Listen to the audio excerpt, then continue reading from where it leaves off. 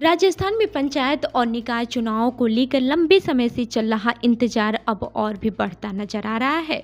चुनाव टलने को लेकर विपक्ष के आरोपों के बीच अब एक बड़ा अपडेट सामने आया है, जिसने साफ कर दिया है कि सितंबर तक चुनाव की उम्मीद लगभग खत्म हो चुकी है। बता दें कि राजस्थान में पंचायती राज और शहरी निकाय चुनावों को लेकर स्थिति अब काफी हद तक स्पष्ट हो गई है। राज्य सरकार द्वारा ओबीसी आयोग का कार्यकाल 30 सितंबर तक बढ़ाए जाने की बात से ये लगभग तय माना जा रहा है कि सितंबर तक चुनाव नहीं होंगे। ऐसे में अब चुनाव अक्टूबर या फिर उससे आगे खिसकने की संभावना जताई जा रही है।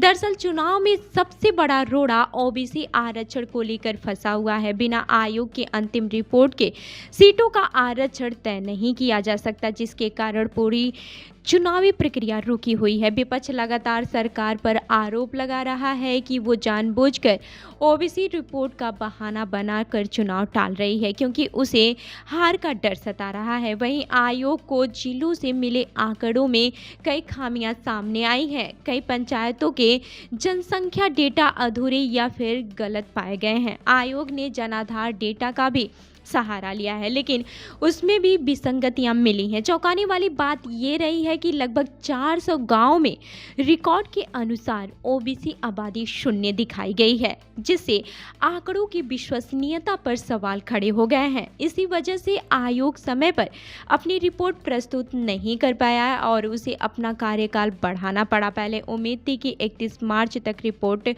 आ जाएगी, लेकिन डेटा में गड़बड़ी के कारण सर्वे को दोबारा करना पड़ रहा है। अब ये प्रक्रिया सितंबर तक पूरी होने की संभावना है। सरकार से जुड़े सूत्रों का कहना है कि सुप्रीम कोर्ट के ट्रिपल टेस्ट नियम के तहत सटीक सर्वे और ठोस आंकड़ों के आधार पर ही आरक्षण लागू किया जाएगा।